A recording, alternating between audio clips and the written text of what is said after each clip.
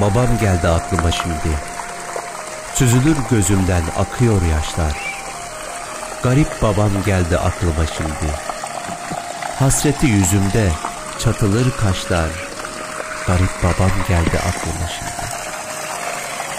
Kim derdi ki bir gün çekip gidecek, cansız bedenine kefen giyecek, toprağın üstünde otlar bitecek. Garip babam geldi aklıma şimdi. Canından can alır ecel sormadan, bırakıp her şeyi göçtü dünyadan. Sarılıp da son kez sesini duymadan, garip babam geldi aklıma şimdi. Anan baban yoksa yıkılır direk, acılar içinde kavrulur yürek. Ellerim koynumda ahlar çekerek, garip babam geldi aklıma şimdi.